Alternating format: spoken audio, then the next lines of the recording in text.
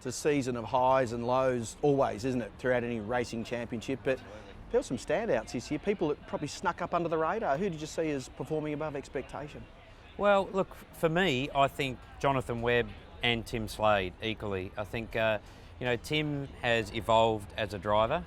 He's now more consistent than he was, and I think the Stone Brothers equipment was probably a little bit up and down, but when he was on, his mistakes have reduced. And Jono Webb, there was a big question mark, I think, over that team as far as how they go with the equipment, because when you look at the customer operations from 888, Paul Morris, for example, they didn't really shine, and I don't know if it's quite the same, that strategic alliance that Morris had, but I think Jonathan Webb and Michael Patrizzi did an absolute stellar job in what was their first year switching to Holden. Yeah, it certainly seems to be a genuine satellite 888 team, doesn't it? And you mentioned Tim Slade, he finished every single race. And I was talking to Will Davison and he said, I've won 8 races and only just finished in front of Tim, 4th and 5th places respectively. So amazing performance. Only 2 drivers finished every race. Tim Slade, I think, probably snuck up on everybody. Be looking for a pay rise now, I'd imagine. But I also thought David Reynolds did a good job. Everyone expected him to go well at FPR, bearing in mind that some of his races were compromised by pit boom locations, sharing it with the SPR team. But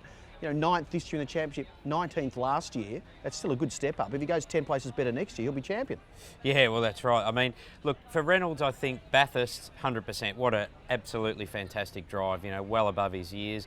For me, I disagree a little bit. I think it was a bit hot and cold. You're right, the equipment was there and there was the expectation. They wouldn't have chased him hard, as we know they did in the off-season, to poach him from Kelly's if FPR didn't think he was a big part of their future.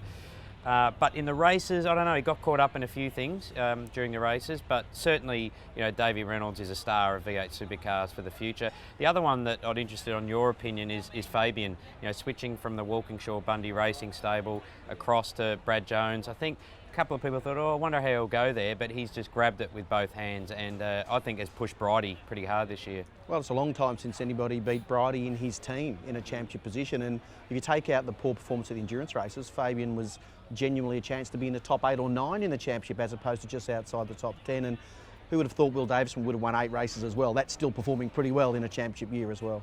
Yeah, look, probably expected, but I'd say definitely, that's just, for me, that's not overperforming, but it's what Will's capable of. There's no doubt when you look at what he did in a DJR car, the guy can drive, and he's got to really hone down on trying to win a championship now if he's to make that next step.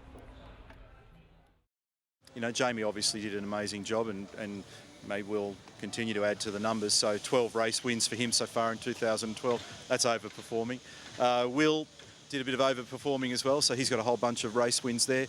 Craig as well, Frosty. So those guys, both teams, Ford Performance Racing and Team Vodafone, were outstanding in the way they put their whole act together. Obviously for FPR it wasn't quite right at the very end, but they're all in the overperforming basket for sure.